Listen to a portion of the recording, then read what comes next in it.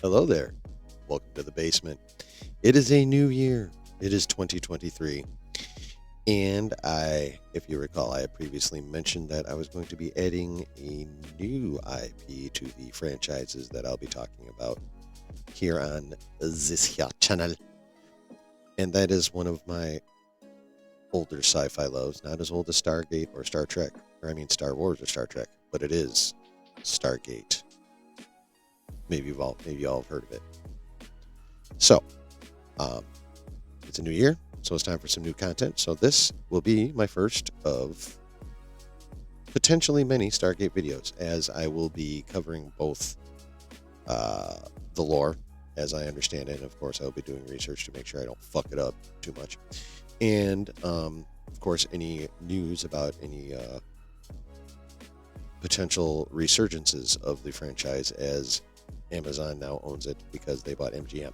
So, but that, like I said, that's more on the news and speculation side of things. This video is going to be going back to the beginnings of Stargate, you know, from when it came on or originally debuted in the movie theaters.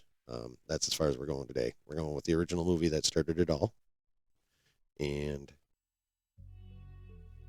you know, we'll go over that, and we'll go from there. Obviously, in future videos. Before I begin, however, let me go ahead and ask you to go ahead and hit that little thumbs up while it's sitting there looking at you. Tappy, tappy, tappy. Caress the like button. And while you're at it, go ahead and, once we're done with the video, go ahead and leave a comment. Tell me what you think. Do you even like Stargate? Had you heard of Stargate before this? That kind of thing. So, like, comment, subscribe, hooty hoo, do all that stuff. And we shall now begin. So, it was fall of 1994. I was in my sophomore year of college that I did not finish. And went to a theater to check out this new film called Stargate that I thought looked cool. I've been loving sci-fi since I was a kid, and I've also loved, had a passing interest at least in various ancient cultures. One of the ones I've been most interested in being Egypt, and this movie looked like it had some Egyptian stuff to it too. So I'm like, all right, dope, let's go check this shizzle out. So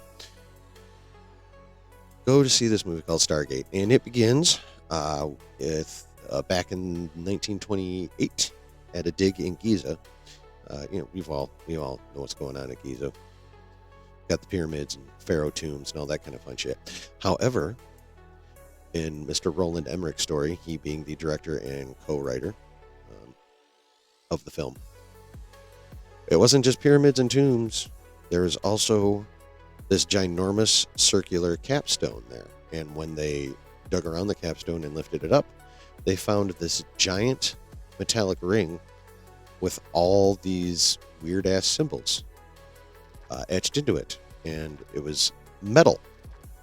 Now, what the hell is something metal doing in a dig in Giza in Egypt, where they've been finding nothing but stone and skeletons? They find this ginormous-ass ring made of some kind of weird metal they'd never encountered before, covered in all these strange symbols they'd never seen before. So, of course, the military takes it. Naturally, being, something highly unknown and potentially super dangerous. And that is that until modern day. At which point, the character of Dr. Daniel Jackson is introduced to us. Now, Mr. Jackson was at one time a very highly, rated, up-and-coming young archaeologist, until he gathered what he believed was evidence to support and posit his theory that the pyramids were not only way more ancient than we originally thought, but that they were landing pads for alien spacecraft.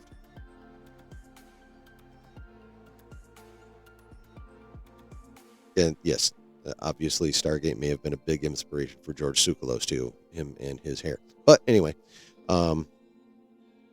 so obviously Mr. Jackson, when at various points, him trying to put forth his theory, Of course, he was laughed at, ridiculed, and basically shunned from the archaeological community. It is at this extreme low point with him leaving a completely failed conference into, of course, rain, because that's dramatic. He is met by an elderly woman, and she gives him the strange statement that not only does she buy his theory, but she wants to take him to more people who buy his theory so he can help them figure some shit out.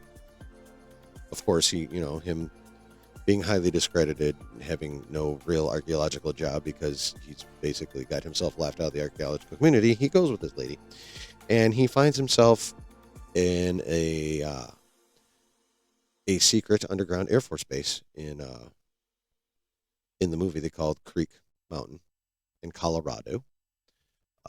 Said Creek Mountain based on the Cheyenne Mountain Complex, NORAD complex that we all know exists there. And his job is to help them decode the symbols on what he doesn't know this. He's just supposed to decode them some symbols and help them figure out what the hell they mean and what they could potentially do with them, as far as he knows. So after some suitably dramatic scenes and stuff, he finally realizes that the symbols correspond to constellations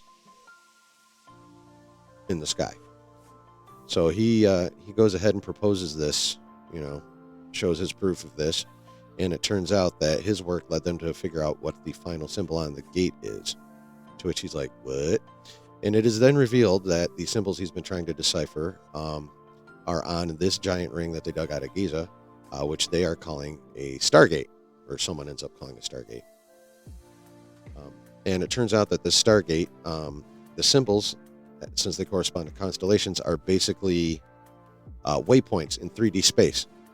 So basically, you're on planet A, and you want to get to planet whatever K over here, right? Well, when you're navigating in space, you need, in three-dimensional space, evidently you need 7 points of reference. Your initial point, 6 more points around where you're trying to get, and of course the destination. The Air Force had gotten as far as getting to the 6 points, but they couldn't figure out which symbol was for the origin point, obviously, which would have been Earth. This is what Mr. Jackson figured out for them. So at this point, they're like, all right, we're ready to open this bitch up and see what the hell it does. At this point, we cut to the Air Force's choice to lead a mission through the gate. And it turns out this is a retired Air Force Colonel, Jack O'Neill. He is retired because he is in a profound fit of depression because his son found his service pistol and accidentally shot himself with it. So he's pretty fucked up right now, and he's played by Kurt Russell. Daniel Jackson's played by James Spader. I probably forgot to say that earlier because, I'm awesome like that. Anywho, so, and of course, he jumps at the chance at what could potentially be, a weird-ass mission that he probably won't come back from, which is kind of his goal anyway. So they put a team together being led by Colonel Jack O'Neill and, of course, accompanied by Dr. Daniel Jackson, because it's going to be up to him to figure out the symbols to put into the gate wherever they're going to get back home, because that's how the Stargate system works. You need your you need your point of leaving gate, and you need your point of entry gate on the other side. And they are connected by a wormhole, again, based on the coordinate system to get you from one place to another. So, and that's once you shoot a shit ton of power through this gate. It is then able to bounce its energy from point to point to get to where it needs to go, and at which point it connects with this other gate, which also powers up, and poof, you have a wormhole with an event horizon on either end that looks a lot like water, which is dope. So, Colonel O'Neill, Daniel Jackson go through and find themselves inside a pyramid, like they never even left Earth. Except they were in an Air Force base and they left Earth. But when they came through, it looked like a pyramid that could have basically come from fucking Giza. So, of course, Daniel Jackson got himself an archaeological schwang, and, the military did their military thing, looking around, seeing what's what. And when they walk out, they're in another big old desert area, just like you would expect to find a pyramid in. Except eventually, as they're walking around, Well, first thing, they figure out there's a problem. These symbols that Dr. Jackson was expecting to find around the Stargate, because that's logical, weren't there. So he had no idea how they were going to get home, which of course results in some shouting and shoving and drama and bullshit. And so Daniel goes off for a walk, and for the first real clue that they're not on Earth, he finds this critter. I'm honestly going to say it has a bit of a resemblance to the bantha you find on Tatooine in Star Wars. So of course this intrigues him, and clumsy scientist guy crap happens, and he ends up being dragged by this critter to where it lives. And lo and behold, what the whole crew ends up finding when they track Mr. Jackson down is that there's humans on this planet, and these humans bear a great resemblance to not ancient Egyptians, but definitely older Egyptians. Not modern Egyptians from somewhere between biblical times and now. Not very advanced, to say. But they spoke in weird dialect of Egyptian that took Jackson a bit to figure out. But basically, they were as human as you or I, and resembled an ancient Earth culture, specifically in this case, Egyptian. And then, as it turns out, they were slaves, being forced to mine a mineral that was highly prized by what, as it turns out, they're alien overseers. And the head alien in charge of all this was named Ra. Yes, the Egyptian sun god Ra. Because as it turns out, the way this alien species worked, they came to Earth way back in the day, and they are a parasitic species. This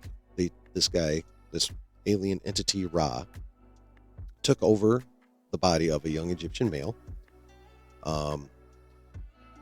used his ancient knowledge to build all kinds of technological weird crap, basically, turn the ancient Egyptians into his slaves, used the Stargate to take humans from Earth as slaves for his other planets, because he was a multi-planet controlling powerful alien.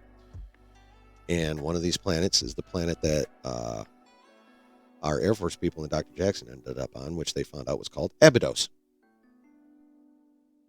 So the gist of it is big mean alien Ra came down, took over a human body because his alien body was dying and he needs a host. And then he enslaved the ancient Egyptians, made them build him pyramids, and so his ship and or ships could come back at any time they wanted. Oddly enough, his ship looked like a big ass pyramid with some extra shit around it. And so basically, these aliens come down, impersonate the god currently being worshipped wherever they land. In this case, the sun god Ra by ancient Egyptians. Enslaves people, sends them out to the galaxy, and keeps them around the galaxy and convinced that they are being controlled by an actual physical manifestation of the sun god Ra. That's how this alien was doing its thing.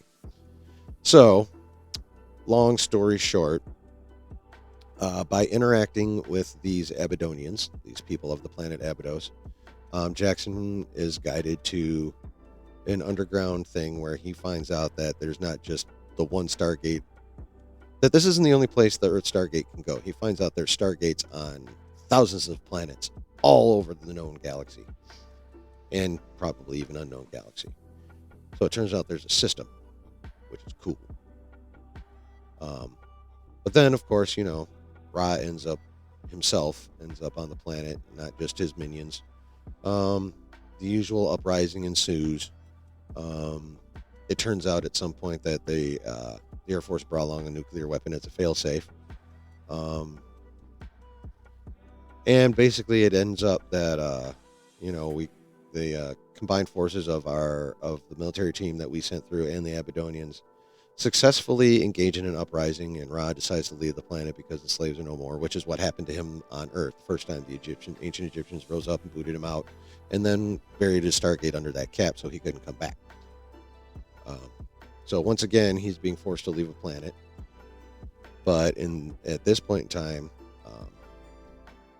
Kurt Russell, Colonel Jack O'Neill, manages to use Ra's own technology against him and transport said nuclear weapon, which was intended to bury the Abydonian Gate, And he sends it on up to Ra's ship and,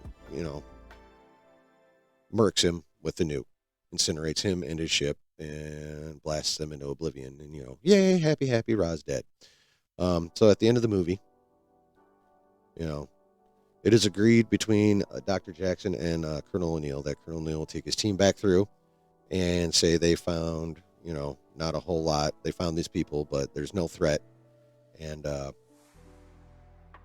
that, an agreement was made to shut down the gate on both sides. And that Daniel Jackson would stay behind because he fell in love with the high priest's daughter and, she with him, so there was that cute little romantic aspect to the movie too. But that is how the whole thing started. We found this ancient yet powerful space traversing technology, experimented with it, found a very old race of powerful aliens that mimic our ancient gods in order to enslave us and steal some of us and send us throughout the galaxy. But then we killed them. And as of the end of that movie, that was that. The gate was relegated to a very low floor in the Air Force Base and not much thought of again. Until a few years later. But we'll get to that in the next video. But that is the beginning of of what is easily the third largest science fiction franchise ever, behind the other two stars, Star Wars and Star Trek. There is Stargate. I hope you liked the story. Obviously, I did, because I'm going to be making videos about it. I hope you enjoy the videos, because I'm making them regardless, because I fucking love Stargate and I want to talk about it. So there. Anyway, I hope you enjoyed the video. Let me know what you think in the comments below. Pretty please. Like and subscribe. Pretty please. And, like I said, that's the first of many. And, that's just the introduction to the Stargate lore, as it were. We'll be moving on to the television series that was based off the movie next.